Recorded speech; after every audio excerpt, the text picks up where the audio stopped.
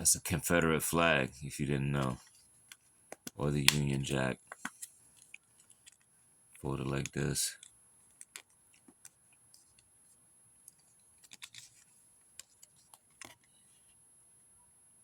And then instead of folding it to make it a real Union Jack, this way you have to actually get some lines that are parallel to this diagonal. So take this corner. Actually, before that, go ahead and fold this again to the midpoint. I folded it backwards, so it needs to go this way.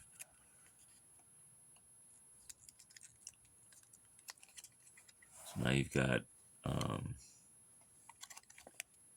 this kind of fold.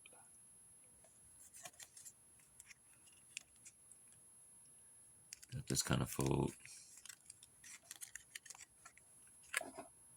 See? So it folds right down the middle. And then when you fold this diagonal, this line here is parallel with that division in the middle. And the vertical line overlaps. And this diagonal line right there overlaps. And what you have resulting, I'll show you in a second. This makes a point and it meets that midpoint right there.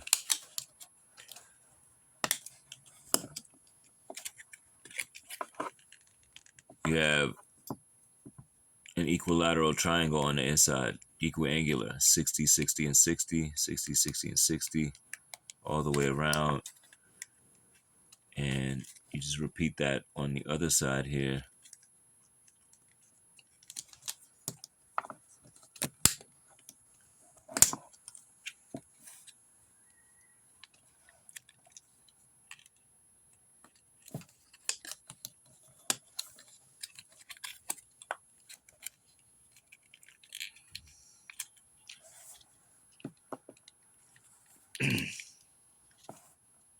And you have this.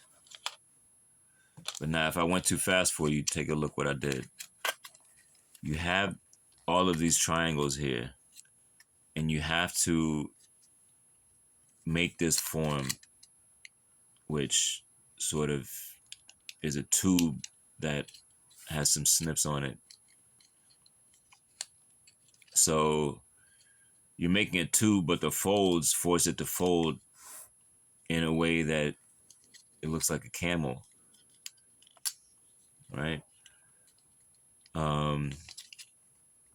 Because when you bring the middle together, these meet, but then because of this diagonal here, then this perpendicular, it's not perpendicular, but it's at a 90-degree angle to what you have on the other axis. It's going to want to do this, right? Make a little bow tie, but you have to, in order to make it into the flexagon that you have here, this has to come around, and you can already see, it should be a cool tool to make it jump at Jehoshaphat. You can already see how the shape is similar.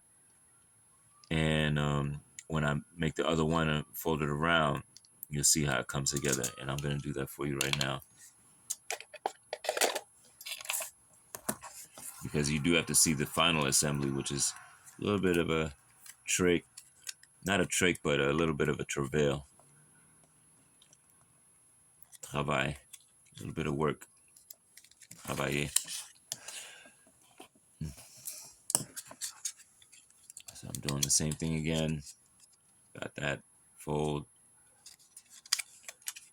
I'm gonna bring this here.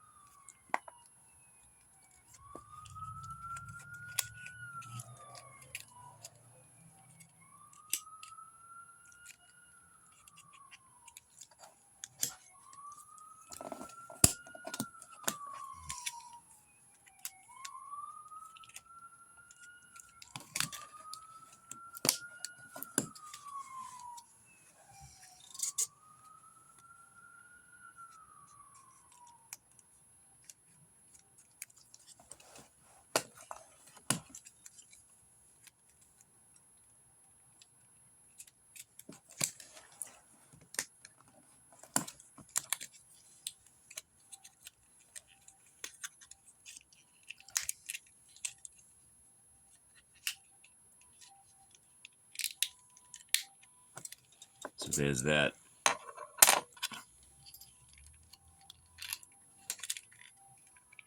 And you just bring it around. You see how I popped it in? Now, you got to pay attention. This division here, the slit, has to go in not this way, right? It's got to go in because this three-dimensional inverse shape has to go in because this line has to meet with that line and this line has to meet with this line. So when it pops in, you see how it pops in? Because if I try to force it in this way, that doesn't work. It connects here, but it won't fit in. It becomes an X. So go ahead, put it in there like that. And then you're gonna want to bring it around. Sorry. You're gonna want to bring it around and pop it in again like that. See how I'm doing that? And see it popped out, so you have to use a lot of fingers. And then as you're bringing it in, you're gonna want to flex it. You're gonna want to flex it so that it comes here and sort of stays into place. Now you can take this side, which makes that T, and put the pen in there, and the opposite side just has the V, and it becomes the DeVry Institute logo. I discovered all that on my own, by the way. I discovered all that on my own.